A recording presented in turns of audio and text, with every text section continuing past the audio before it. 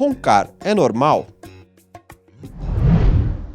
Roncar pode ser considerado normal em algumas situações.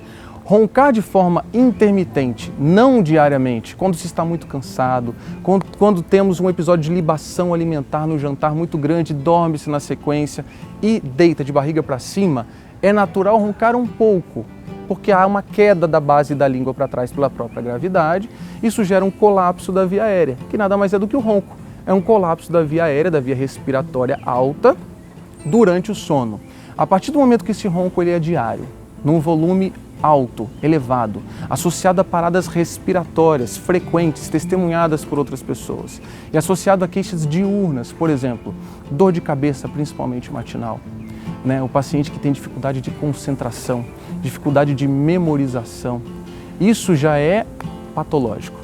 Crianças, por exemplo, também que roncam, elas podem, em vez de ficar prostradas e não terem uma sensação de que o sono reparou, sono reparador, elas podem ficar agitadas e muitas vezes são diagnosticadas como transtorno de hiperatividade e déficit de atenção, quando na verdade pode ser uma síndrome da apneia obstrutiva do sono, que é a parada respiratória durante o sono está associada aos roncos. Muitos fatores estão associados aos roncos e devem ser avaliados e investigados. Diante de ronco nessas condições, que passa a ser patológico, devemos procurar um otorrinolaringologista porque tem tratamento e deve ser feito o tratamento.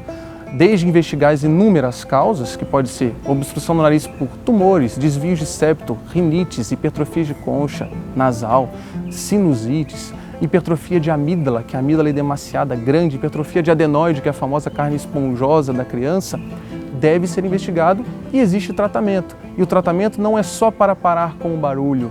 O barulho de menos é o que mais traz prejuízo para o paciente. O barulho incomoda o vizinho.